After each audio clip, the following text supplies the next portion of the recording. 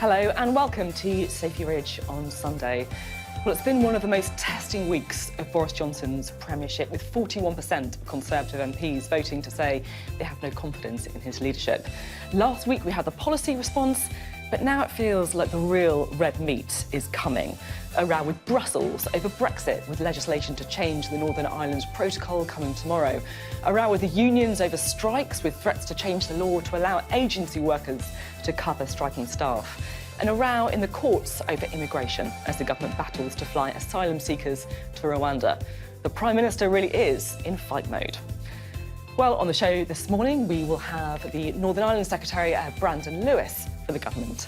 We'll get the view from the largest party in Northern Ireland, Sinn Fein, with the party's president, McDonald. For Labour, we'll be talking to the shadow Chancellor, Reeves. And with that first flight taking migrants to Rwanda due in the coming week, we'll be talking to the General Secretary of the PCS union, Serwotka, which took part in legal action against the policy. And as two British men face a death sentence at the hands of Russian forces in occupied Ukraine, we'll be talking to Zina Kitenko, a young Ukrainian woman who fled to this country during the war. She's close friends with a Moroccan man being held alongside the British pair.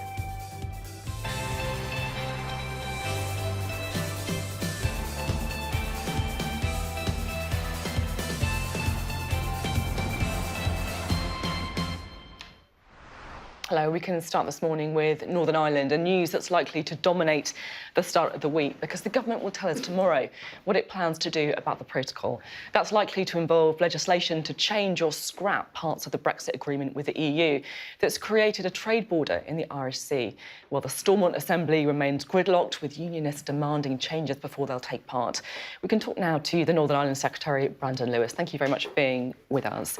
I'm keen to kind of deep dive into the Northern Ireland situation in a moment, but just to start with Ukraine.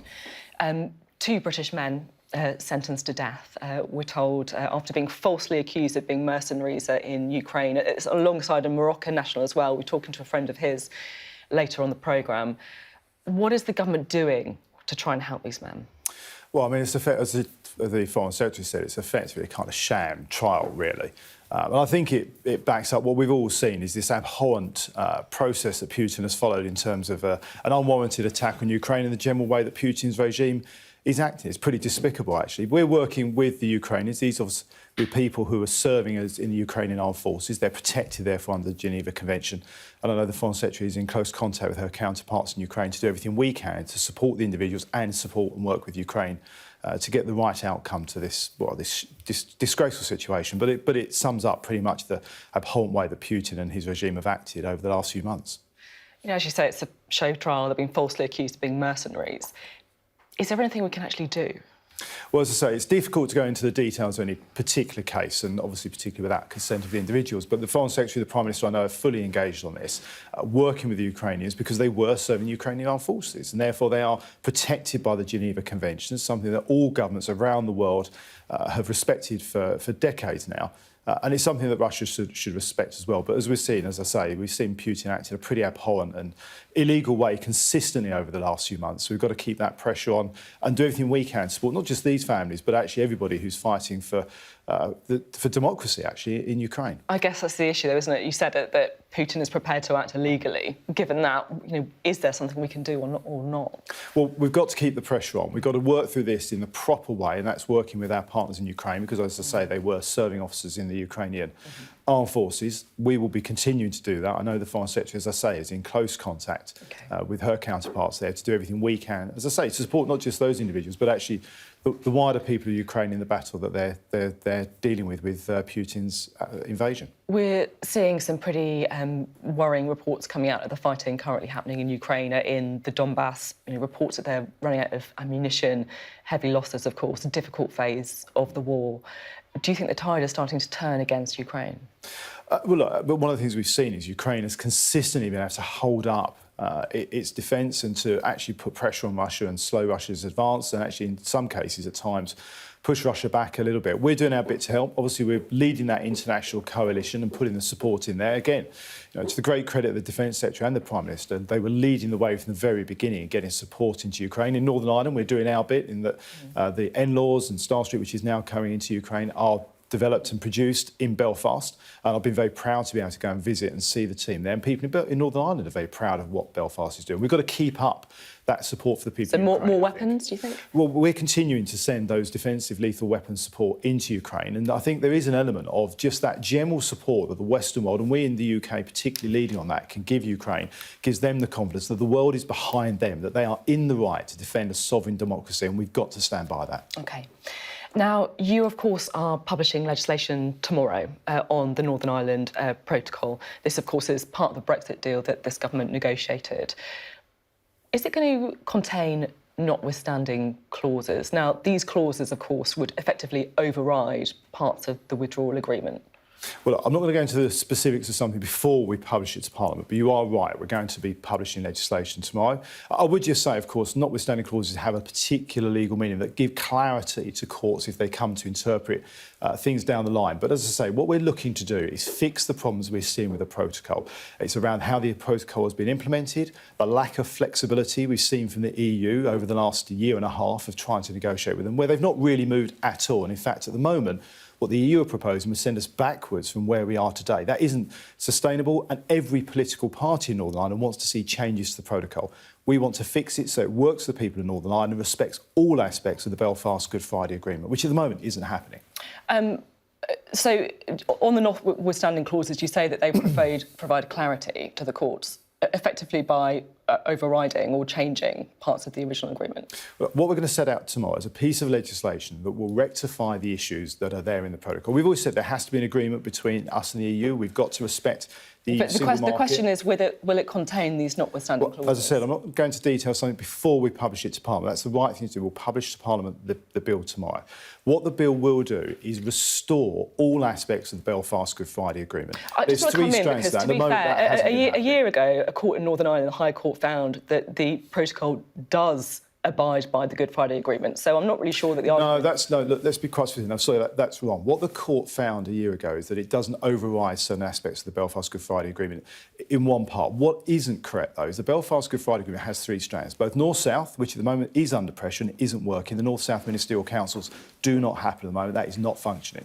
East-West, we know there are issues. Great Britain to Northern Ireland. Over 200 businesses have stopped supplying Northern Ireland, and there's certain products we can't move to Northern Ireland, despite them being for consumption or use within the United Kingdom single markets. That isn't working. And strand one, the fundamental part of that is the institution of Stormont. That is not functioning at the moment. There is no executive working. So all three strands are either broken or under pressure. That's the very thing that the protocol was setting out to protect. It's not doing it. So it's right that we actually repair that. OK, now, the last time you tried to unilaterally change the Brexit deal to help trade in Northern Ireland, that's in September 2020, you acknowledged that that would break the law, in your words, in a specific and limited way. Will the legislation tomorrow break the law? So a couple of things, three things actually. First of all, the legislation we'll outline tomorrow is within the law. What we're going to do is lawful and it is correct. But just two other really important points. When we set that out, when I set that out in late 2020, the point we were making was we were giving primacy to the Belfast Good Friday Agreement. It was about protecting that over and above what was at that point an incomplete withdrawal agreement. But I will also say we, of course, took unilateral action in the spring of last year when we extended the grace periods, and those extensions are still in place. Something the EU wouldn't agree at the time, but has recognised was actually important. You say that this is acting within the law. How can we be so sure that it isn't going to break the law? Are you going to publish the legal advice that's based on? Well, we're setting out the legal basis on which we are taking forward this legislation. I think when people see What is the legal basis? When people see the legislation tomorrow, they will see, and we will be setting out our legal position on this. People will see that what we're proposing resolves the key issues within the protocol that don't work. And so what is the legal basis on which you're publishing this advice? Well, we have to actually outline what we're doing in a context that is about protecting the integrity of the Belfast Good Friday Agreement. We've always said, the Attorney-General back in 2019 was very clear. Belfast Good Friday Agreement absolute has paramount importance to the UK government. It's the primacy, it's the original thing. It's an international agreement between us and the Irish government that we will always give first priority to. I'm just trying to work out, just to get onto the law, onto whether or not this is within the law, because for many people this is really important. You're very confidently asserting that this is within the law. So will you publish are you committing to publishing the advice on which that is given? Well, as I say, first of all, people will see the legislation tomorrow, so they'll see that we're acting within the law, and we as a government will be outlining our legal position and being very clear about why this is absolutely within the law. So Sir James Eadie is the first Treasury Counsel, effectively the government's sort of top independent legal advisor. Was he asked whether this would break international law? Look, I'm not going to get into the internals of government advice. That's something we don't do. But it's important, Sophie, though, isn't it? Because there is a lot of people who look at this and they think this is going to break international law. And actually, rather than just saying it's not going to, the government's got to show it's working. Well, I'll go further than saying it's not going to. When people see the legislation tomorrow and the government's legal position, they will see that this is working within the law. So was Sir James Eadie asked whether it would break international law? The government lawyers were very clear. We are working within the law. The Attorney General will be setting out the government's legal position on that tomorrow, in line with the bill. It's quite a specific question. Was he asked whether it would break international law? You don't have to even ask my word for it. You can see the bill tomorrow and you will see that what we're doing is within the law. OK. I just guess some people looking at this might think, look, last time you tried to sort of change the protocol in order to change the trade in Northern Ireland, you at least acknowledged that you would be breaking the law. No, that didn't go. That didn't go. Let's be clear. Well, that was before the protocol was agreed. In the autumn of 2020, the protocol, there was no Brexit deal. There was no protocol. What we were setting out is what we would need to do if there hadn't been an agreement. So we were taking an assurance policy and we stood by our word. And once we secured that issue, then we didn't take that clause forward. You didn't take the action. You're right. But you at least acknowledged that it would be breaking the law. It feels like this time you have effectively managed to you know that it's going to break the law, but you're just not being completely honest with us. Oh, no, I'm being very straight with you. Look, as I say, if you go back to the point we were making at the time, we were being very clear that rather than giving primacy to what was at that point no Brexit deal, no trade agreement and an incomplete withdrawal agreement, we were going to give primacy to the Belfast Good Friday Agreement.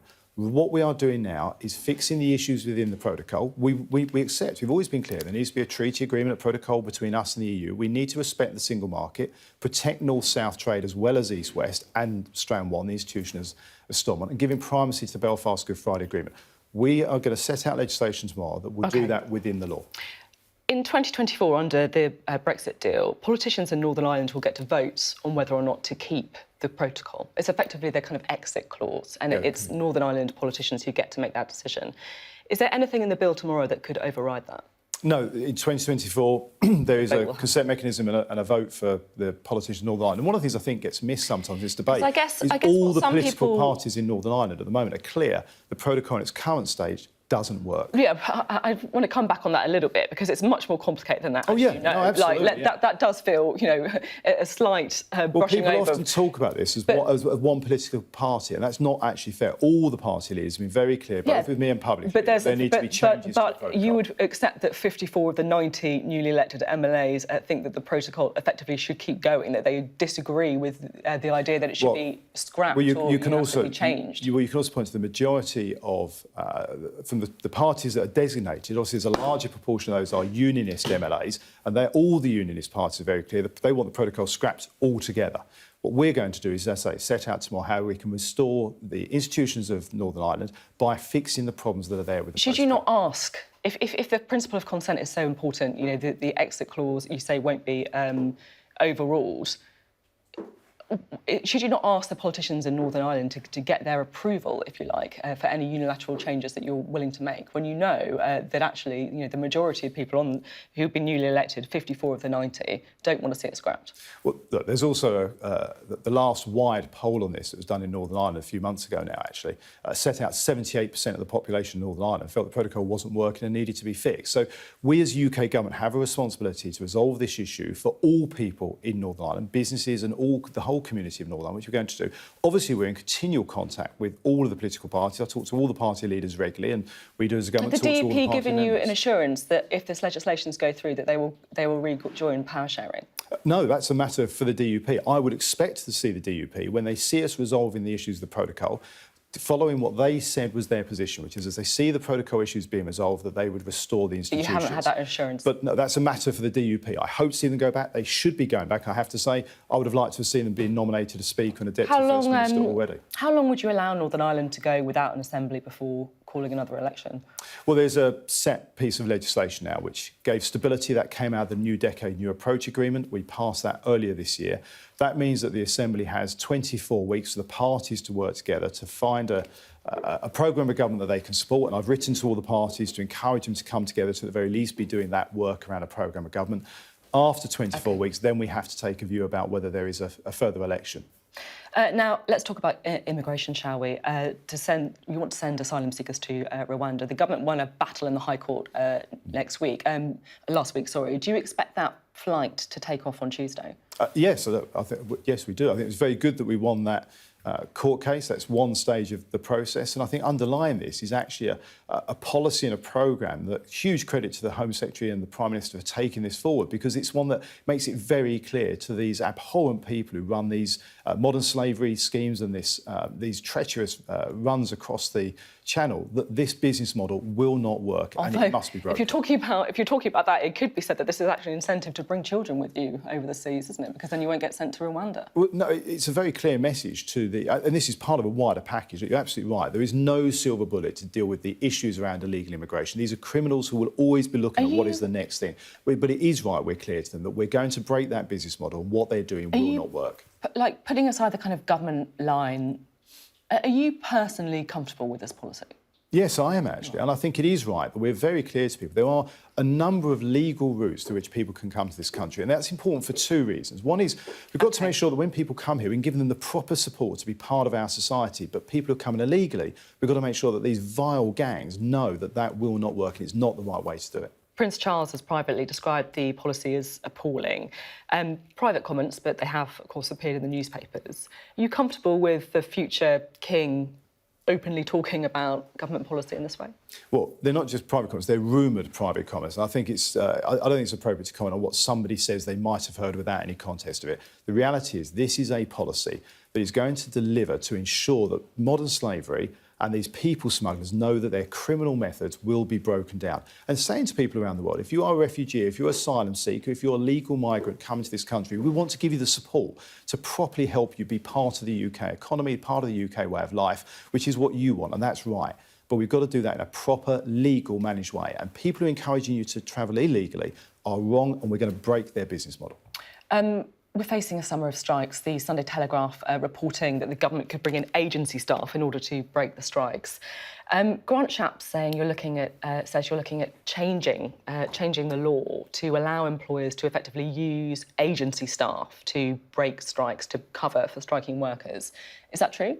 Well, we're looking at, as Grant has said, look, today actually, we're looking at a whole range of things. I think it's right that we do that. I think it's right that we are looking at everything we can do to support hard-working people who are looking often to get to work, get children to school, get to hospital appointments, not being disrupted by strike action, particularly in a sector where I think the median pay in that sector is almost double what the average pay is for citizens in the UK. So I think it is right that we are on the side of working people and that Grant is rightly looking at all the options. Would that not be undermining, the people's right to strike? No, I think it's supporting the general public's right to get to work, to get to emergency appointments, to get to school, to live their everyday life. As I say, we are talking about an industry, as I say, I think the median salary is about $46,000 as opposed to an average salary in the UK of about $26,000. So I think it is right that we are looking to support people who are looking to go about their everyday lives in a normal way, and they have a right to do so. It's been a pretty difficult week for the Prime Minister. I'm sure you'll, acknowledge 41% of Conservative MPs voting to have no confidence in him. He's announced this kind of policy blitz, if you like. He's also hinted very strongly at the prospect of tax cuts. He's described the current tax burden as an aberration. In Tuesday's cabinet, he said we have the scope by delivering tax cuts to deliver growth. So what kind of tax cuts can we expect? Well, look, actually, I think what this week highlights is the Prime Minister is getting on with the job. We're continuing to work to deliver for people across the country. Let's talk about tax cuts. In terms of tax cuts, look, I'm a Conservative and I believe in a low-tax economy. I think lower tax must be is pretty good. Unhappy with the current situation. Well, I think what we've always got to look at is how we... But we're also making sure that as of next month, 70% of the population are going to have a tax reduction through the increase in the national threshold. We're making sure... We're making sure that businesses who are making huge profits are incentivised to use that money to go into investment for the future. We've got to make sure that we're using tax in a way that isn't fiscally sensible, because we have had an exorbitant period through COVID where we have supported the public. That costs money. The war in Ukraine, that costs money. We've got to be sensible about this. But doing that in a way that creates a foundation where we can bring in more tax cuts what going tax forward cuts would you like is a to good see? thing for the United Kingdom. What tax Well, cuts look, would I'm you not like going to to see? prejudge the Chancellor. That's Come always... on, No, give no, us no, one. I'm sorry, Everyone Sophie. else is I've been on having your a show finger enough in. over the Why are years. you, I've been on your show enough over the years. You know, I'm never going to prejudge the difficult why they allow you and to keep doing it, complicated fiscal decisions the Chancellor has to make. But even before this week, the Chancellor and the Prime Minister were clear that as soon as the fiscal situation allows, and we've got to be very sensible about that, we're managing public money after all, we want to see tax cuts, and the Chancellor wants to bring tax cuts in. Some more people have more money in their pocket to spend how they know they can spend it best. I just want to end by a quote from somebody that I spoke to on Wednesday, on the Wednesday night programme, we basically talked to a focus panel, if you like, of Conservative voters. This is a guy called John Comerford. He's a pensioner. He's someone who isolated at home during the pandemic. He wasn't able to go to the funeral of loved ones. And he told me this. He said, I voted Conservative all my life, and I wouldn't even think about not voting Conservative, but I cannot vote for Boris Johnson. I just won't vote at all, which at my age, having voted ever since I was 18, would actually disturb me. I mean, this is a man who is effectively desperate to vote Conservative. He can't bring himself to vote for anyone else. He's always voted for Conservative Party since he was 18. He says he cannot do it anymore. I mean, it must be, you know, for Conservative MPs like you, listening to that, it must be pretty upsetting. Well, I think it's a very clear reminder of the work we've got to do between now and the next general election. Indeed, depending on where he lives, the potentially local elections next year, to convince people like John. Yeah, OK, so he's probably may well have district elections even next year. Our work and the focus for us has to be on working to ensure we can earn his vote at the next election, because it's important for the country. It's the Prime Minister that he can't vote for. And actually, I would like to think that as he'll see over the next year or so, as the Prime Minister is focused on delivering for people in the United Kingdom, giving a better life for people in the future, that he is the right man to lead us into that next general election. I think he is, and I hope that people like John are the sort of people we'll be able to convince to continue to vote for us. No more law breaking, even tomorrow? Sorry? No more law breaking, even tomorrow? We're going to be working within the law, but we are, importantly, going to fix a problem that has been detrimental to the lives of people in Northern Ireland. We have a duty to do that, and it's right that we do it. OK, thank you very much, Brandon Lewis, there. Well, Labour has set out a plan for what it calls a stronger and more secure economy. The party says it would cut business rates, increase the digital services tax and insulate more homes, but the opposition remains under pressure to explain its position on the looming strikes. Well, we can speak now to the Shadow Chancellor, Rachel Reeves. Before we get on to those strikes and some of the Labour policy, I just want to come off the back of the interview we've just had to talk about Northern Ireland. Brandon Lewis there saying that the legislation published tomorrow will not break the law. Do you believe him? Well, we haven't seen the legislation yet, but it does look like the government plan to break international law. Now, this government seemed to be developing a record for law breaking, and it's not one that the Labour Party can support. We helped bring in the Good Friday Agreement. We are deeply, passionately committed to it. We want the Northern Ireland Protocol to work, but we know to get it to work, we have to negotiate and work with our European partners. Now, Keir Starmer was in Belfast and Dublin last week, talking to leaders, talking to businesses, showing the leadership that, frankly, is lacking from the Prime Minister today. So it's, what exactly do you want to happen then with the Northern Ireland Protocol? There's some very practical things, Sophie, that could happen pretty much straight away. The first would be to get a bespoke veterinary agreement between the EU and the UK to help speed up the movement of goods and services, not just between Northern Ireland and the rest of Britain, but also between the UK and the rest of the European Union. New Zealand has got a veterinary agreement with the EU. It can't be beyond the wit of the EU and the UK to negotiate one of those, so you don't have this huge bureaucracy and delays at the border, which are causing so many problems, particularly in Northern Ireland, but also at Dover as well. So there are practical things like that that require statecraft. They require building of trust. And those are the things that Boris Johnson has not been able to do. And those skills and those abilities, I believe that Keir Starmer has those in spades. Right, let's talk about the strikes then. It's something that many of our viewers are going to be really concerned about in the weeks and months ahead.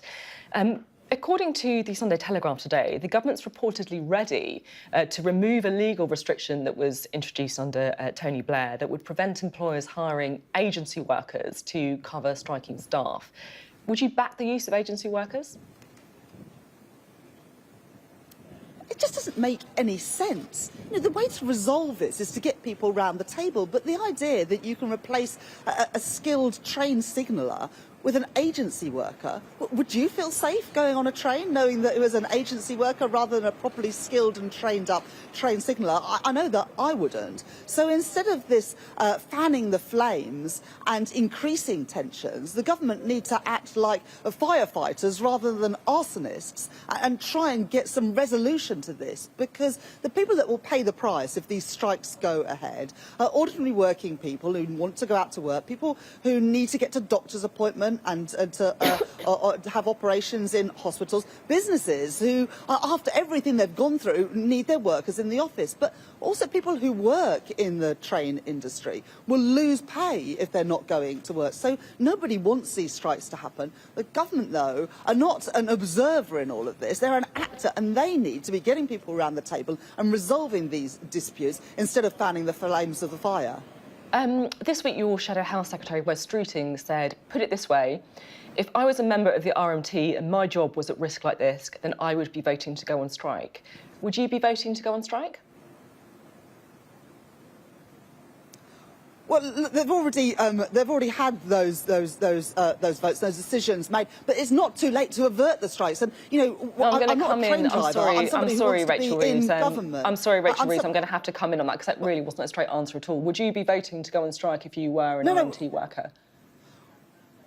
Well, look, I want to be the Chancellor of the Exchequer, Sophie. That is the job that I aspire to do. And if I was Chancellor of the Exchequer today, I would be doing everything within my power to avert these strikes. That's what people want from a government that is on the side of ordinary working people, trying to resolve problems rather than to fan the flames. And that's the job that I want to do. I want to be the Chancellor of this great country. And if I was Chancellor, I would be doing everything I can to avoid the huge disruption that will come from strike actions. And that's what I want to see from this Prime Minister and this Chancellor.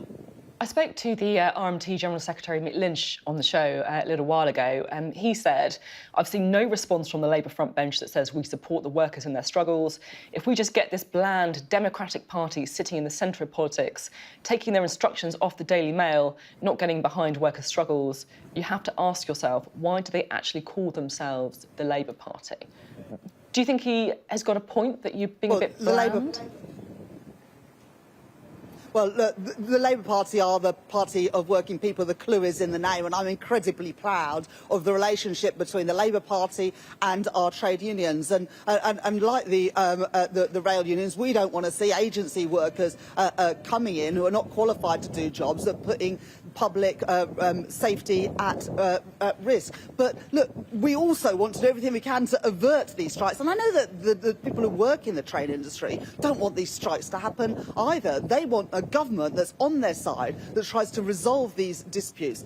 And if, as I say, Sophie, if I was in government today, that would be my #1 priority. OK, now today you're criticising the Conservative Party for what you're calling its sticking plaster approach to deep economic policies. But just to talk about Labour, because I've been asking Labour politicians, for some weeks now, what's the big transformative idea, the vision, if you like, from the Labour Party.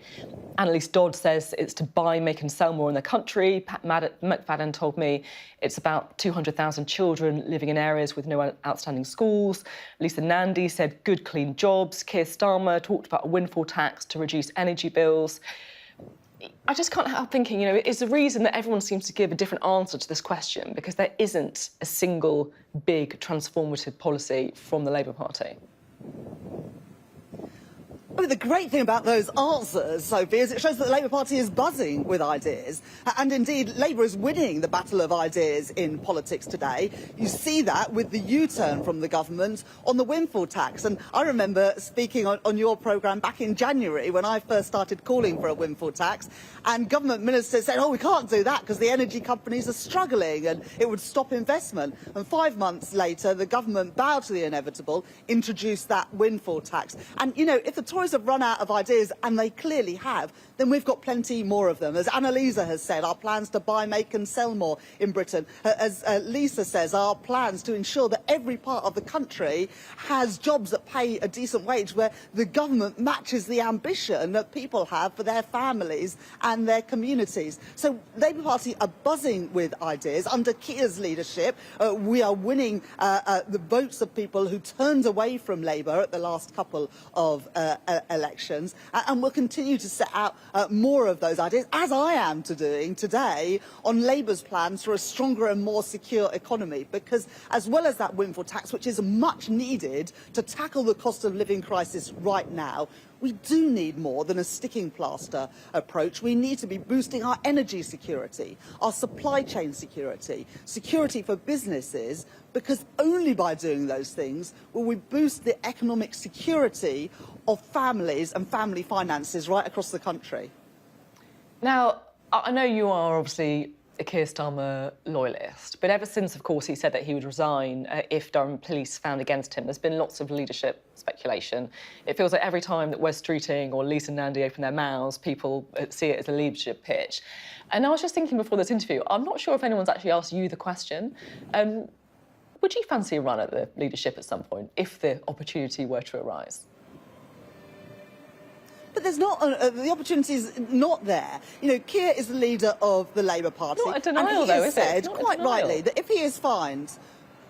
Well, I said a moment ago, you know, I want to be Chancellor of the Exchequer. The only thing I don't like about my job title today is the shadow at the beginning of it. I want to be the Chancellor. I'm absolutely not saying the first Green Chancellor. That is what I want to do. I'm absolutely not saying that you're not a Keir Starmer loyalist, and that's why I sort of introduced the question with that proviso. But that is definitely not a ruling out, is it?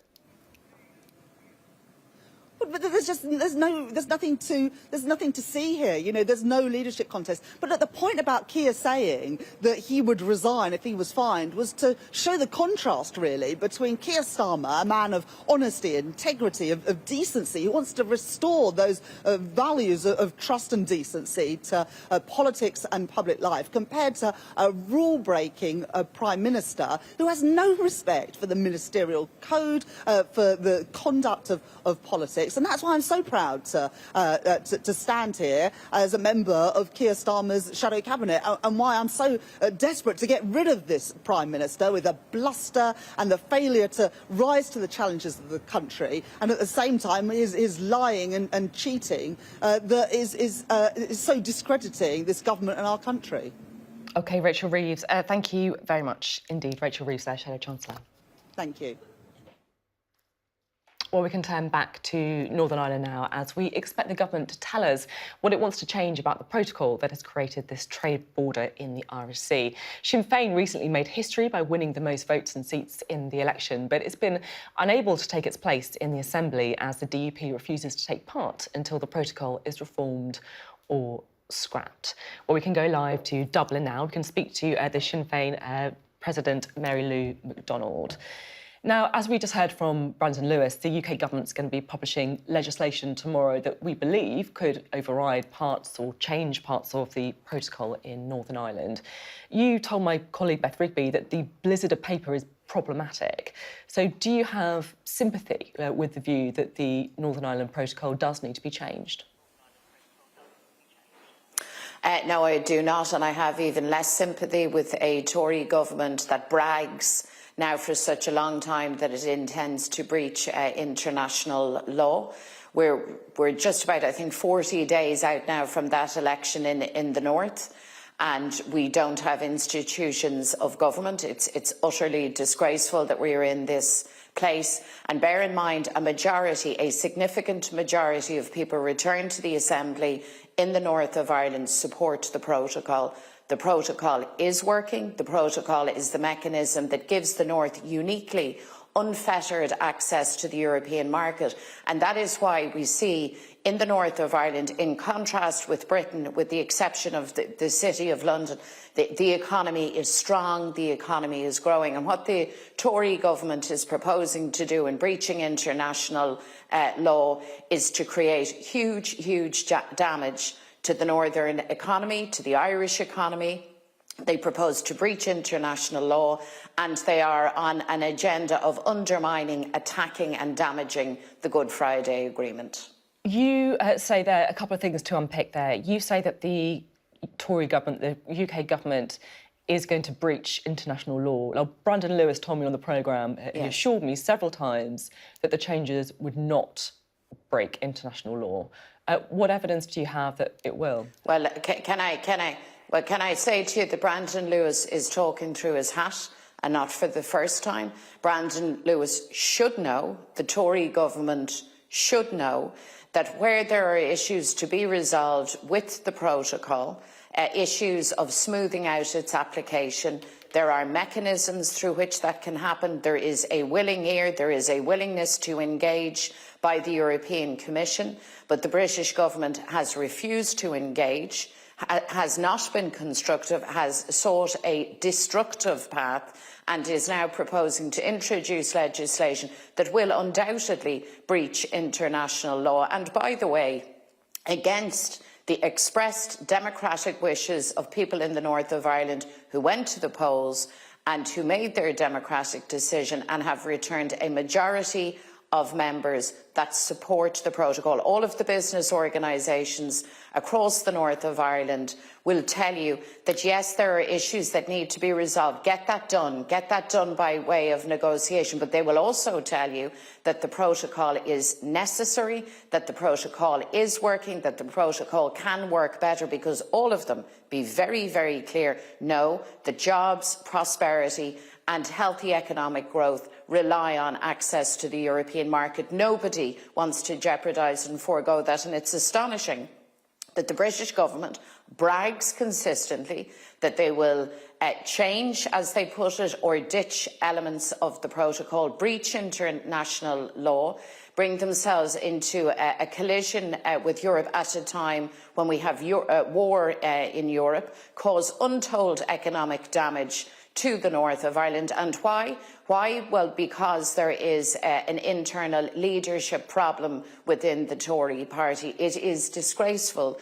to use the north of Ireland, to use Ireland as a bargaining chip in their ongoing collision with Europe, all designed to boost the ego, the leadership ambitions of either Boris Johnson or one of his would-be successors. It's dishonourable stuff, by any measure, extraordinary stuff, that the British Parliament, it seems now, is set to have tabled before it legislation specifically designed to breach an international agreement that very Parliament ratified, and an agreement that not so long ago the current occupant of number 10 Downing Street described as oven ready. And let me emphasise again, in the democratic test on these matters, the people of the North have spoken. A majority of MLAs elected to the Assembly support the protocol, and when there is a vote in 2024, assuming that the Assembly is up and running, and even if it's not, a majority of those MLAs will vote to continue and support that protocol. In 2024, of course, according to the Brexit deal, politicians in Northern Ireland specifically get to decide whether or not they want to keep the protocol in place. It's effectively like an exit clause that was worked into the original deal. I just wonder how important you think it is that those politicians in Northern Ireland get to make the final decision on the protocol, because, you know, there is rumours that the bill tomorrow, the legislation introduced tomorrow, could effectively override that consent vote. Well, let me say this. Just remember that when Brexit happened and the vote was taken, people in the North voted to remain. Just remember that. And people on a cross-community basis from all walks of life voted to remain. And I would wager, if there was a vote on the Brexit question again next week or next month, that by an even greater margin, people in the north of Ireland would vote to remain. So Brexit never had the democratic consent or imprimatur of the people of the north. And therefore, any idea that the Tory government would try to rob the elected representatives of the north of Ireland of their rightful decision on this matter would be absolutely outrageous and would mean that not alone is the Tory government waging an onslaught against the protocol, prepared to breach international law and walk away from its international obligations, but that in fact it is damaging, undermining power sharing in the north of Ireland, and it would be further and very, very, very, very dangerous evidence of a Tory attack on the Good Friday Agreement itself. A very, very dangerous suggestion. I mean, I should say at this point, obviously, that Brandon Lewis says that part of the reason they want to do this is to effectively restore all elements of the Good Friday Agreement as the assemblies are running. Well, can I listen, Sophie, that just needs to be scotched. I mean, that's frankly beyond disingenuous. The Tory government consistently abuses language in a way that is mesmerising. They say they want to protect the Good Friday Agreement when they take the very actions that undermine and that could potentially destroy the Good Friday Agreement. That's the reality, and they are doing this in plain sight. They are colluding with the section of political unionism to keep the executive down in Belfast, to ensure that the North-South element of the Good Friday Agreement is now not operating, to wage an attack on the protocol to guarantee access to the European market, but crucially to ensure no hardening of the border on Ireland. They have acted unilaterally in terms of legislation to deal with victims and survivors of the conflict. They threaten still to withdraw from the European Convention on Human Rights. All of the building blocks, in other words, upon which the Good Friday Agreement has been carefully constructed by all of us, are now being openly attacked and undermined by the Tory government. And I think it is so important that everybody in political life, quite irrespective of their view, be they Conservative, be they Labour, wherever we fall on the political spectrum, we have a joint vested interest in ensuring that the Good Friday Agreement is protected. And the Tories need to be called out on this, not just by politics, but by every sector across civic society and ultimately by the people. And whereas I have no confidence, I have to tell you, in Boris Johnson or his government, I have every confidence in decent people across Britain to realise that jeopardising the Good Friday Agreement and the peace that all of us have built is totally unacceptable. It's pretty clear how strongly you feel about this. Would you like to see the United States potentially getting involved? The United States is involved. The United States is involved because they know, as surely as we know, that what is at play here is a very, very deliberate set of actions that undermine the Good Friday Agreement. And everybody from the White House, from President Biden, across American politics, on a bipartisan basis, and you know as well as I do, there are few issues that unite political opinion in the United States, but this is one of them. All of us have skin in this game. Everybody knows that to protect the Good Friday Agreement, there is an absolute imperative on Boris Johnson and his government to act in good faith, to act constructively, to engage, to respect the rule of law, and to understand that Ireland will not be, let me repeat, the collateral damage in the games and gamesmanship at play currently within the Tory party. And I have to tell you, I believe that not alone do we have international diplomatic and political opinion on the side of Ireland on this question?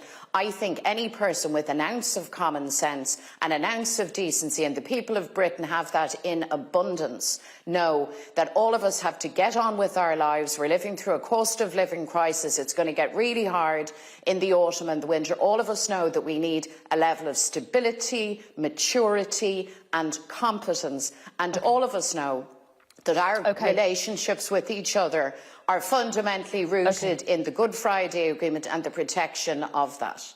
We are out of time, but I do want to talk to you just very finally about the prospect of a border poll, essentially a referendum on a united Ireland. You've said previously that you think that will take place within the next 10 years, and you said that you want to see an indication from the British government as to how they might measure when they would regard it to be appropriate. Obviously, in Scotland, it was when the SNP had it in their manifesto. They then went on to win the most seats in the election and went on to enact that referendum. So at what trigger point would you like to see a border poll being called in Ireland? In Northern Ireland, sorry. Well, my priority at this point, well, there will have to be two referendums, in fact, Sophie, in the north and in the south, in both jurisdictions. At this point, the big priority for me and for us is that preparation for such a referendum is underway. We have to have a very wide all-of-society conversation, and that has to include unionism, those for who will campaign against reunification, those for whom, as we move into United Ireland, this will not be their first preference, but we need to hear all of those voices, and so I have urged Dublin to begin the preparation now. I think there is nothing to be gained by burying our heads in the sand. I mean, the recent election in the north is just the latest demonstration of how profound the change is across Ireland. And of course, the government at Westminster, the British government, I think, have to indicate what their view is, how they view the matter of the tipping point when the referendums will be held. But either or, whatever the answer might be to that particular question, be in no doubt that change, positive change, exciting change, progressive change is underway in Ireland. That's good news for all of us on this island. It's good news also for Britain. Because part of the whole project of building a new Ireland is building, renewing, consolidating that relationship that we have with our nearest neighbour. OK, thank you very much for coming on the programme this morning. Thank you. Very strong views given My from pleasure. yourself, of course. Thank you very much. Now, the Public and Commercial Services Union took the unprecedented step of taking part in legal action against the government over its policy to remove asylum seekers to Rwanda. And it's, of course, the job of civil servants to implement the policy, putting them on a collision course with the government. We can talk now to the PCS Union General Secretary, Mark Serwotka, who joins us now from Wales, I believe. Good to see you on the programme. Before we get to the Rwanda case, I just want to talk to you about a story in the Sunday Telegraph today. Grant Shapps giving an interview where he says that agency workers could be brought in to effectively break strikes to cover the jobs of striking workers. That would be changing the law to remove that restriction. What's your reaction? Well, that would be an outrageous act if the government go down that road. We've already got the most restrictive anti-union legislation in the whole of Western Europe. It's already incredibly difficult for unions and workers to withdraw their labour. There are so many legal loopholes to fly through. And if you think about what Grant Shapps is trying to do with that legislation, it's to make industrial action ineffective. Now, I believe it's a basic human right to be able to withdraw your labour. You only do it as a last resort. And any attempts to bring people in to undermine disputes will not resolve the problems. At the end of the day, a dispute happens because there's disagreement between the employer and the workforce. That disagreement is not going to be resolved if people can be brought in to undermine disputes. It will lead to bitterness, it will lead to division, and it will lead to these problems getting worse. So what Grant Shapps should really be doing is trying to resolve the dispute to ensure that our rail workers, frontline public sector workers, have decent pay and conditions. They're not threatened with a cut in their cost of living standards, and he should try to resolve the dispute, not pour petrol on the flames and make matters worse. You know, you say that, strikes are the last resort for workers. And I just wonder if, the government might feel that this kind of change of the law is a last resort for itself too. We've heard from the RNT saying that they're going to call an unknown number of strikes that could go on for an unknown number of days or weeks over the summer. It could potentially, haven't ruled out, lead to a situation where the lights go off. Do you worry that the unions might have actually overplayed their hand a little bit here? And that's why we could be seeing this pushback from the government?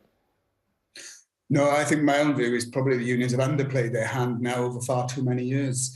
We've seen right across trade unions in the public and private sector, terms and conditions eroded. In the civil service, for example, we've seen 11 consecutive years of real terms pay cuts. And the fact that it's so difficult now to organise lawful industrial action means all the cards are stacked in the favour of the government or unscrupulous employers, as we've recently seen with P&O Ferries, who just summarily dismissed 800 workers and brought people in at deplorably low levels of pay. So the point of industrial action is that it gives workers collectively the chance to stand together to try and get a better deal. And I think that we have a long and proud history of the right to strike, of the right of people to defend themselves as a last resort. And what I would hope that your viewers would understand, Sophie, is when people go on strike, they lose pay. It's the last thing that they want to do. But if a company is insisting on cutting your pay, cutting your pension, cutting your job, for example, and they will not listen to reason, it's the last thing you can do. And of course, if you're going to withdraw your labour, the point of doing that is to have an effect to try to get people back around the negotiating table. So this is a wrong move on top of already incredibly restrictive legislation, and it will make matters worse, not resolve the problems that we want to see resolved. We spoke to Rachel Reeves a little earlier on the programme. She refused to go as far as Wes Streeting, who'd said that if he was a member of the RMT, he'd be voting for strike action. I spoke to Mick Lynch on the programme a couple of weeks ago, and he said that he effectively thought that the Labour Party weren't showing they were on the side of workers. He asked the question, what's the point of the Labour Party? Do you agree with Mick Lynch? Do you think that their response has been a bit too bland? Oh, I would certainly like to see a lot stronger support from the Labour Party. And of course, many in the Labour Party have been quite supportive, whether that's John McDonald or whether that's Lisa Nandy in recent weeks. But what the Labour Party are going to have to do is come up with a position, because the way things are going, we're going to see more industrial action as the year goes on, because people are facing such a catastrophic cut in their living standards, or in my case, representing people who have been told 1 in 5, 91,000 of them face losing their jobs. They're being told they're getting a 2% pay rise when inflation is 9 to 11%, depending what index you use. We saw the General Secretary of Unison the other day say that she was considering balloting Unison's 1.1 million members. So the Labour Party will have to decide whose side they are on. And given it was founded by the trade unions and they are there to speak up for working men and women, I would hope that we would see Keir Starmer and his team fundamentally come out on the side of nurses, doctors, job centre workers, rail workers and education workers. That's what we want, is a political voice in Parliament who stands with the people who are having to take this difficult stand. Now, of course, the PCS union took the unusual action last week of trying to stop the government's plan to send asylum seekers to Rwanda. You took court action, which you lost. The judge found in favour of the government to allow that flight to Rwanda to go ahead.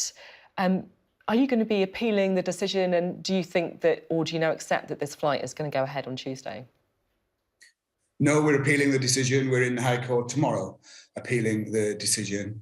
And as you say, this is an unprecedented step, Sophie, but let me explain why we're doing it. We have to test the legality of these proposals, but also we need a debate about the morality and lack of humanity that the government is demonstrating. When people are fleeing from Iraq or Iran or Syria or Yemen, and they come to this country, they are fleeing death, torture, and persecution. We should welcome people to this country and treat them civilly and assess their cases when they are here. The fact that people are taking to small boat crossings in the Channel shows how desperate they are. And our members, civil servants, 80% of whom we represent in the border force, don't come to work to be asked to turn those boats back mid-channel, which is what Priti Patel demanded that they did 2 months ago. And I remind viewers, we went to court then, we lost 2 injunctions, but we would have won the case, which is why the Home Office withdrew its policy. And let's remember what Priti Patel wanted PCS members to do was to turn dinghies back mid-channel at risk of death. That was stopped by a legal process. And that's why we're taking legal action now. And we hope we win tomorrow in the Court of Appeal to stop the flight. Okay. But of course, the legality of these proposals will only be tested out at the full court hearing in July. And we're absolutely confident that in July, in line with what the UNHCR said very graphically in court, we believe these proposals will be found to be unlawful. Okay. Now, I appreciate the sort of strength of feeling that many will feel, and many of our viewers as well, about this policy. I just want to read part of the Civil Service Code. It says, you must not frustrate the implementation of policies once decisions are taken. You must serve the government, whatever its political persuasion, to the best of your ability in a way which maintains political impartiality, no matter what your own political beliefs are. In seeking an injunction to try and stop this flight, you're effectively trying to change and frustrate the implementation of policy. Many would argue that is breaching the code. Well, many may argue that. Of course, I think the first point I would make is when that Civil Service Code was written, it was based on two fundamental premises. Firstly, that anything you were asked to do as a civil servant was lawful. We believe that this is not lawful, and a court has yet to determine that's the case. But secondly, it presupposes that the government of the day itself abides by the rule of law and acts within the rule of law. We know this government has shown demonstrably it has not done that. And what we saw, if we can just for a minute look at the Partygate proposals, is when it came down to it, it's civil servants who were fined, it's civil servants who are now facing disciplinary action, while the Prime Minister seems to get away scot-free. So given the government's disregard for the rule of law and given Although, proposals, to be fair, the courts have found in favour of the government, that last week. Well, what they've not found these proposals legal. What happened last week was that an injunction was refused. The legality of the proposals will not be determined till July. And Sophie, the question I would respectfully ask is, imagine if you're a civil servant now in the Home Office who goes to work because you want to see a humane immigration system where people are treated fairly and we comply with our international obligations. Imagine if you're told to do something on Tuesday that in July is subsequently found to be illegal. That would be an appalling situation. And if Priti Patel had any respect, not just for the desperate people who come to this country, but for the workers she employs, she would not ask a single one of them to be part of any deportation of any asylum seeker until at least these cases are heard in court for the full legality judgment, which will be in July. Just finally, quickly, you rejoined the Labour Party in 2016 to support Jeremy Corbyn in transforming the party. Are you still a member under Keir Starmer? Yes, I am. OK. Thank you very much indeed. Mark Serwotka there. Thank you. To Ukraine now, and two British men and a Moroccan have been sentenced to death in the Donetsk region of Ukraine. That's under occupation by Russia and its proxy forces. The Prime Minister says the government must do everything possible to secure the release of the two British men, Aidan Aslin and Sean Pinner. And the Moroccan man, who is a 21-year-old, Brahim Sadoun, surrendered in Mariupol in April. That, of course, is when he was captured, along with the two Brits, by Russian forces. Now, his friend Zina Kiktenko is a 22-year-old Ukrainian woman. She came here to the UK through the sponsorship scheme. She's now living with her mum at a host family near Sheffield. She joins us now. Thank you so much for being with us. It must be such a difficult time for you, so we do appreciate you speaking to us. Just talk to us about Brahim. He's a 21-year-old Moroccan. He moved to Kyiv to study. You met him in a nightclub, I think. Yep. I met him in Kyiv nightclub, K41, on the floor. Thankful to our common friends from America, Jaconda, Tilantano, and Jake. I met him, and just from the start, we had a nice conversation. He opened his heart to me, and as well as I to him. Very open-minded person, very kind, and just from the start, he also mentioned that he is aimed to join our army, Ukrainian army, and he already tried several times to join that, but unfortunately, he needed to gain some weight, so he even cheated. He was drinking water before the committee. To gain some weight, and so they can accept him and he can join our army. So he managed to go to Marines to protect us. It was before the full-scale invasion started. What a story. And I have to say, like, from the images of him, he does look like quite a slight guy. Like, he's obviously quite young, but he does look like quite a slight guy. So I can imagine the drinking water story. It does make sense. He wasn't really tall. It's important, of course, to talk about how he joined the Ukrainian army, because it obviously goes against the sham trial, the claims that are in Russia that he was a mercenary. He was clearly fighting on behalf of Ukraine, along with the two British men as well. Just explain, how did he end up fighting in Mariupol? How does someone go from a nightclub in Kyiv to the fight in Mariupol? Well, in Kiev nightclub, especially if we are talking about K41 nightclub, they that's a place for all of the people. That's LGBTQS plus friendly nightclub, and there's no prejudice, no discrimination. So the place, like, we want Ukraine to be, and to others to see Ukraine like this. So this club is more about the community. We had lots of our national stars dancing in there. Even the advisor of president is dancing there, Leshchenko. So, and he mentions it on Instagram even in his profile that he's a raver. Yeah, so it's more about community. All of the people go to this nightclub. It's about who you are, not which music do you prefer. And when did you last So hear he from? was. When did you last hear from Brahim? It was in early March. And what was happening at the time? Yeah, he was posting some photos from his he was posting some photo from army, and I was just asking him, what is that? Because it looked so hilarious.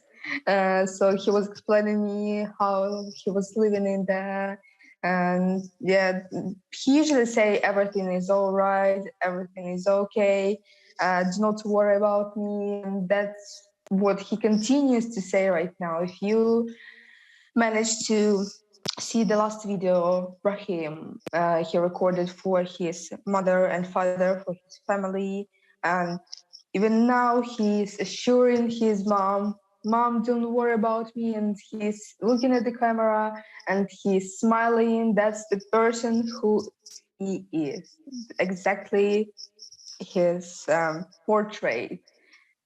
A very cheerful person.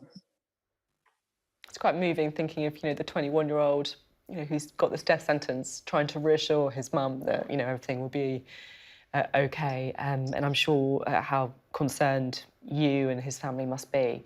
What would your message be to, the UK government, to the Moroccan government? What do you want to see happen? Please care about people, care about democracy, because people and our actions of common people, our lives, that's the key to the bright future, that's the key to wealthy future.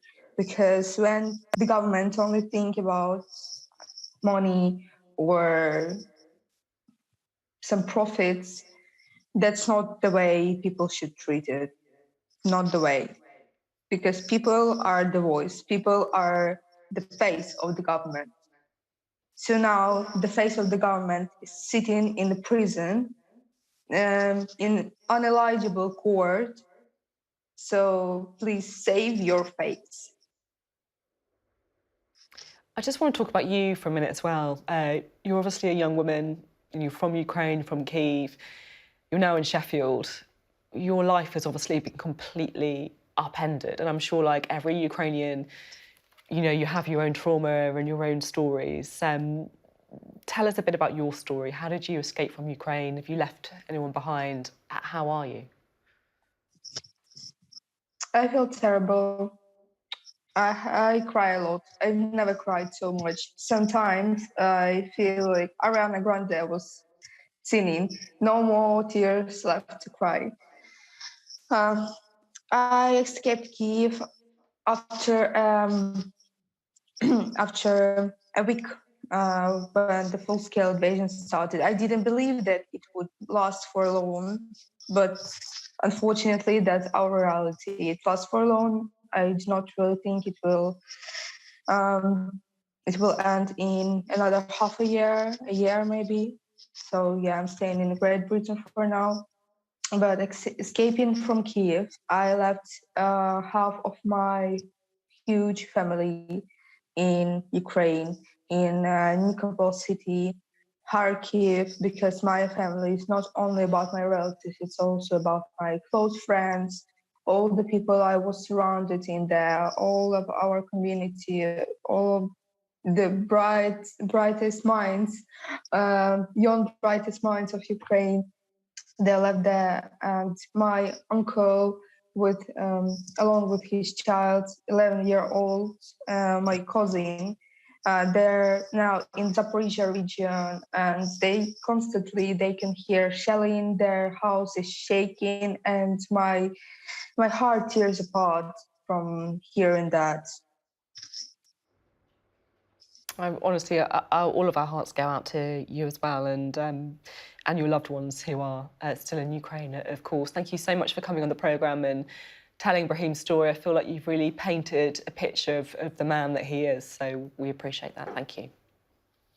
Thank you so much for listening. Just spread the truth and protect humanity, protect humanity, protect people, democracy. Thank you. Well, that is it for this week's Sophy Ridge on Sunday. Broad a variety of topics, as always, covered on the show with our guests. In just a moment after this short break, we're going to run through today's interviews and have a look at what we learned. This week, we're going to be joined by our Ireland editor, David Blevins, to talk about the Northern Ireland Protocol and what people had to say about that on the show. Thank you for joining us this Sunday morning.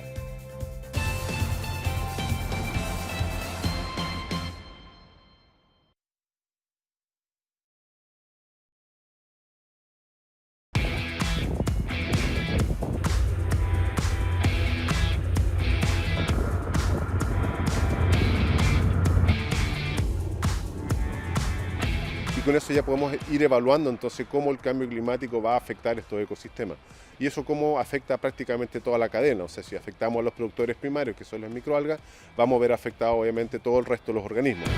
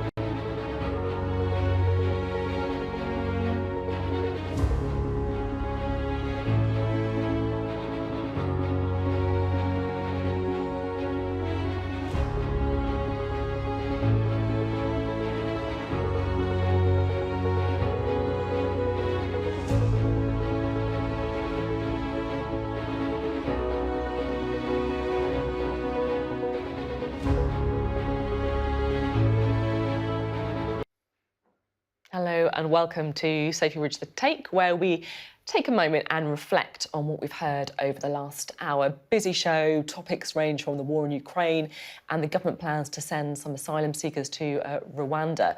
But we're having a bit of a different programme on The Take this morning, because we're going to be focusing on the legislation that is coming tomorrow on the Northern Ireland Protocol. And to do this, we are joined by somebody who basically there's no one better to try and unpick what this all means. David Blevins, our Ireland correspondent, a senior Ireland correspondent, I should say, who is joining us from Belfast. Now, David, before we get into the nitty-gritty of the interviews that we did on Northern Ireland, I'm keen to get your view. What are you hearing on what is actually going to happen on Monday? Well, Sophie, first of all, perhaps we should just remind people what the Northern Ireland Protocol is, because I think that's important context. It was the compromise that Boris Johnson struck with the EU to avoid the need for a hard border between Northern Ireland and the Republic after Brexit, and they achieved that by effectively keeping Northern Ireland in the European Union's single market. So there are checks on goods coming from Great Britain into Northern Ireland, and some EU laws still apply here. Now, I think it's important for people to know that, because then you understand the importance of what the government is now proposing to do. We're hearing from very credible sources that the bill the government will publish tomorrow will effectively override that Northern Ireland Protocol, the international treaty that Boris Johnson himself described as the oven-ready deal. It appears they're about to tear that up in a significant way. One senior Tory MP is describing what's on the table as the nuclear option, because we're told it will contain these notwithstanding clauses in relation to the withdrawal agreement. So it really does override what has previously been agreed. And of even more concern to many people will be the suggestion that it removes the opportunity for the Northern Ireland Assembly to have consent around all of this. Really critical there. Let's bring in, shall we, some of the interviews and come off the back of it, because it feels to me like one of the big questions is whether or not the government will be acting within the law in what it is doing tomorrow. I put that question to Brandon Lewis, the Northern Ireland Secretary. He said, well, first of all, he confirmed the government is going to be bringing forward the legislation, but he was very clear in his assurances that their proposals would be within the law. Let's listen. First of all, the legislation we'll outline tomorrow is within the law. What we're going to do is lawful and it is correct. How can we be so sure that it isn't going to break the law? Are you going to publish the legal advice that's based on? Well, we're setting out the legal basis on which we are taking forward this legislation. I think when people see what is the legal basis? When people see the legislation tomorrow, they will see, and we will be setting out our legal position on this. People will see that what we're proposing resolves the key issues within the protocol that don't work. And so what is the legal basis on which you're publishing this advice? Well, we have to actually outline what we're doing in a context that is about protecting the integrity of the Belfast Good Friday Agreement. We've always said, the Attorney General back in 2019 was very clear. Belfast Good Friday Agreement absolute has paramount importance to the UK government. It's the primacy, it's the original thing. It's an international agreement between us and the Irish government. Are you committing to publishing the advice on which that is given? Well, as I said, first of all, you'll see people will see the legislation tomorrow. So they'll see that we're acting within the law, and we as a government will be outlining our legal position and being very clear about why this is absolutely within the law. Absolutely within the law, according to Brandon Lewis. People will be able to see that they are acting within the law. Felt slightly frustrating trying to get the actual nitty-gritty of any details of the legal argument there, but we are assured it is coming. Well, that's the Brandon Lewis argument. Let's listen to someone with a rather contrasting perspective on whether it would be legal. On the programme, we also spoke to the president of Sinn Fein, McDonald. Here's her take on Brandon Lewis's claim that the legislation would be within the law. Brandon Lewis is talking through his hat, and not for the first time. Brandon Lewis should know, the Tory government should know, that where there are issues to be resolved with the protocol, issues of smoothing out its application, there are mechanisms through which that can happen. There is a willing ear, there is a willingness to engage by the European Commission, but the British government has refused to engage, has not been constructive, has sought a destructive path, and is now proposing to introduce legislation that will undoubtedly breach international law. And by the way, against the expressed democratic wishes of people in the north of Ireland who went to the polls and who made their democratic decision and have returned a majority of members that support the protocol. The British Parliament, it seems now, is set to have tabled before it legislation specifically designed to breach an international agreement that very Parliament ratified, and an agreement that not so long ago the current occupant of number 10 Downing Street described as oven ready. And let me emphasise again, in the democratic test on these matters, the people of the North have spoken. A majority of MLAs elected to the Assembly support the protocol, and when there is a vote in 2024, assuming that the Assembly is up and running, and even if it's not, a majority of those MLAs will vote to continue and support that protocol. Breaching international law, according to Mary Lou McDonald, within international law, according to Brandon Lewis. David Blevins, can you work this out for us?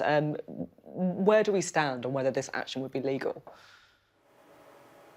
Well, I think your programme has shown us this morning why there is such growing concern in Westminster about what the government is about to put on the table. There is not just opposition from the Labour Party, but from every opposition party, bar the Democratic Unionists. There's serious concern in Brussels and in Washington about what's on the table as well, because all of this hinges really on those notwithstanding clauses. That's a very complicated term, but that's what those who were most concerned were watching carefully for, because we've had the debate this week about the extent to which the Senior Treasury Counsel, Sir James Eadie, was asked to give his opinion on whether or not this breached international law. He said he was not asked to give his opinion specifically on that issue. But now that we are hearing from a senior Tory MP that this bill will include those notwithstanding clauses in relation to the government's own withdrawal agreement, I think it becomes increasingly difficult for the British government to argue that this is not a breach of an international treaty. Although until we see the legislation published, it's going to be difficult to be absolutely certain about that, Sophie. Yeah, as you say, and I was saying to you a bit off camera, you know, it's quite frustrating sometimes doing these interviews the day before things are published, because even though you or I effectively know where things are going, it allows the ministers to say, well, you just have to wait for it to be published. Tomorrow you will see that it's within the law. You haven't seen the bill yet. So it gives them that effective, like, blanket, I suppose, to get away from asking the really direct questions. I guess the difficulty with legal advice in the government is you can choose which legal advice to take, right? Yes, and I think there's real exasperation around all of that. Clearly expressed by Mary Lou McDonald, the Sinn Féin president, this morning. She's a tough talker at the best of times. She certainly wasn't mincing her words this morning. And that's because most people are concerned about the fact that this is such a complicated issue, the Northern Ireland Protocol. The government knows that it's fairly difficult for people to grasp the science behind it all, and therefore they can easily be quite vague. Or, as one senior Tory MP has said to me this morning, it's easy for them to lie to Parliament. It's easy for them to lie to the population as a whole, because people don't fully understand what is happening. And I think that explains the exasperation, the frustration we're hearing from Mary Lou McDonald and others at this stage of this debate. It's interesting you're sort of saying about that way that they're almost misrepresenting the situation, and I've actually found it with a few politicians here on the support or the lack of support for the protocol among parties in Northern Ireland. I know it's something you're always very keen to point out, that actually the majority of people elected to the Northern Ireland Assembly actually are in favour of the protocol, even if they want some changes. It happened in the interview as well. The Northern Ireland Secretary, Brandon Lewis, claimed that all political parties in Northern Ireland support making changes to the protocol. I was quite keen to try and unpick that claim when we spoke to him. In 2024, there is a consent mechanism and a vote for the politicians in Northern Ireland. And one of the things I think gets missed sometimes in this debate I guess is all the some political people... parties in Northern Ireland at the moment are clear the protocol in its current stage doesn't work. Yeah, I want to come back on that a little bit because it's much more complicated than that. Oh yeah, you know. no, absolutely. That does feel, you know, a slight brushing people over. often talk about this as one political party, and that's not actually fair. All the party leaders have been very clear, both with me and publicly, that there need to be changes to the protocol. You would accept that 54 of the 90 newly elected MLAs think that the protocol effectively should keep going, that they disagree with the idea that it should be scrapped or you can also changed. You can also point to the majority of from the parties that are designated. Obviously, there's a larger proportion of those are unionist MLAs, and all the unionist parties are very clear that they want the protocol scrapped altogether. What we're going to do is, as I say, set out tomorrow how we can restore the institutions of Northern Ireland by fixing the problems that are there with the Should you not ask, if the principle of consent is so important, you know, the exit clause you say won't be overruled, should you not ask the politicians in Northern Ireland to get their approval, if you like, for any unilateral changes that you're willing to make, when you know that actually, you know, the majority of people who've been newly elected, 54 of the 90, don't want to see it scrapped? Well, look, there's also the last wide poll on this that was done in Northern Ireland a few months ago now, actually, set out 78% of the population in Northern Ireland felt the protocol wasn't working and needed to be fixed. So we as UK government have a responsibility to resolve this issue for all people in Northern Ireland, businesses and the whole community of Northern Ireland, which we're going to do. Brandon Lewis there.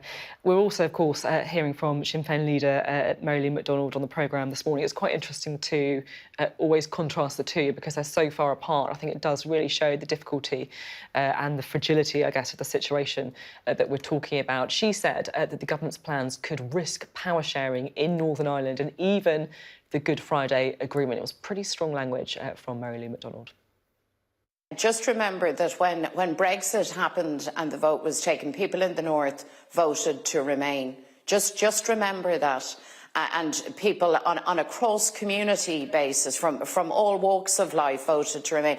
And I would wager if there was a vote on the Brexit question again next week or next month, that by an even greater margin, people in the north of Ireland would vote to remain. So Brexit never had the democratic consent or imprimatur of the people of the north. And therefore, any idea that the Tory government would try to rob the elected representatives of the north of Ireland of their rightful decision on this matter would be absolutely outrageous and would mean that not alone is the Tory government waging an onslaught against the protocol, prepared to breach international law and walk away from its international obligations, but that in fact it is damaging, undermining power sharing in the north of Ireland, and it would be further and very, very, very, very dangerous evidence of a Tory attack on the Good Friday Agreement itself. Well, let's bring David Blevins back in now, shall we? Both sides are using the Good Friday Agreement here, aren't they? The government in the UK saying that, look, the only reason we're acting is to try and protect the Good Friday Agreement. You had there Mary McDonald saying that, no, this is effectively putting the Good Friday Agreement at risk. Can you try and unpick the weeds here and tell us what's actually going on? Yes, I think the key word is consent, because Mary Lou McDonald, as you heard there, describes it as absolutely outrageous and a Tory attack on the Good Friday Agreement if the politicians in Northern Ireland are not granted consent on this. Equally, the principle of consent is right at the heart of the Good Friday Agreement, that there will be no change to the constitutional position of Northern Ireland. In other words, that it will remain part of the United Kingdom until the people of Northern Ireland and indeed the Republic of Ireland give consent otherwise. So what the Unionists are now saying is that that border in the Irish Sea, which is the result of the Northern Ireland Protocol, has not been consented to, and therefore they regard the protocol as more damaging to the Good Friday Agreement than Brexit arguably was to the Good Friday Agreement. But that consent issue is really important this morning, and if we just drill down into it for a moment, Boris Johnson built in his own exit clause. He gave the Northern Ireland Assembly the opportunity to give consent to the protocol in 2024. And one of the other things people have been really waiting for to see in relation to this legislation is if that consent is still in place. But again, we understand from a senior Tory MP that the bill to be published tomorrow will disapply the protocol. It will no longer take effect even if the Northern Ireland Assembly gives it backing in 2024. And that's being described as a nuclear option that will really not go down well at all with the Irish government, with the EU and in America. So it really does risk a trade war with the EU and risk the possibility of the UK not being able to secure a trade deal with the United States. Just sitting back for a minute, I just want to look at the situation in Westminster and how it is impacting what is going on here, because it feels like, look, this is a week where Boris Johnson faced perhaps the biggest challenge of his premiership so far, 41% of his own MPs voting no confidence in him. And it seems to me that as a result, he has effectively gone back to basics on Brexit. The European Research Group, the most pro-Brexit, if you like, of group of his own MPs, appear to be the guys who have got their hand on the steering wheel here. There was talk that the legislation yesterday would be watered down, but if what we're hearing is correct, it actually feels like it is in quite a tough place, and that actually the more Brexiteer wing of the party, if you like, and the Conservative Party appear to have the upper hand. Yes, and it reinforces some analysis from our Deputy Political Editor, Sam Coates, in the last couple of days that the hardline Brexiteers within the Tory party are the real winners of what went on in Parliament this week, because over the last 18 months we've seen the government stall and stall and stall on this issue. The Democratic Unionists have been pleading for the government to address their concerns about the protocol in advance of the Northern Ireland Assembly election, and the government kept making promises but not delivering. The government still hadn't delivered in order to get the Democratic Unionists into the power-sharing government. Boris Johnson appeared to be in a place where he was attempting to find some kind of fresh compromise with the EU, but that appears to have dramatically changed in the course of the last week. If what we're hearing proves to be correct tomorrow, he has moved to a much more hardline position. The Northern Ireland Protocol does look like it's going to be overruled as a result of this legislation, and that absolutely opens a minefield. Very quickly, do you think there's going to be a big rebellion among Conservative MPs? Yes, I would suspect there will be. We saw significant rebellion last week, and there is growing concern, particularly around this issue of whether or not this breaches international law, and I think it's increasingly difficult this morning for the government to deny the fact that it does. Really interesting, David. Thank you so much for being on The Take this morning, giving your analysis. I'm about to cough, so apologies. I was trying to hold it back until the end of the programme, but I didn't make it. Never mind. Thank you very much for being with us this morning. That is it from Sophy Ridge on Sunday, The Take. I'm going to leave you there because I need to get some water.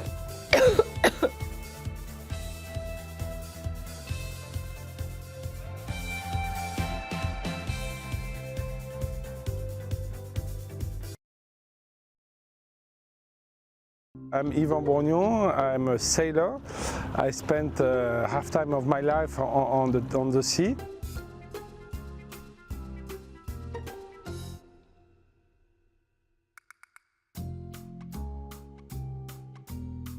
We have a factory